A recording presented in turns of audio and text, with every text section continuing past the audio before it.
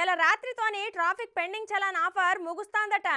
ఇప్పటికే కటన్నల్ లెవెల్ అని ఉంటారేమో అని 2 సార్లు వాయిదేసింది ప్రభుత్వం. ఇక ఈసారి వాయిదా వేసేది లేదు అని గట్టిగానే చెప్తున్నారు అధికారులు. మరి చూసుకోరు జరా.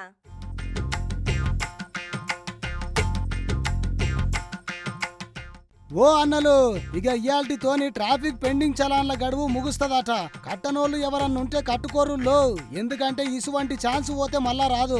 ఎందుకన్నా కట్టలేదురా నాయనా అని మళ్ళా బాధపడతారు. అగో గందుకే చెప్తున్నా. ఇక పోయిన ఏడాది డిసెంబర్ 26వ తారీఖు పెండింగ్ చలాన్ల మీద రాయితీని కొత్తగా కొలువు తీరిన కాంగ్రెస్ ప్రభుత్వం ప్రవేశపెట్టిందుల్లా 2 పైలు 3 పైల బండ్ల మీద 80%, కార్ల మీద 60%, ఆర్టీసీ బస్సుల మీద 90% రాయితీని సర్కారు కల్పించింది. ఇప్పటికే ఈ స్కీమ్ కు మస్తు రెస్పాన్స్ వచ్చింది.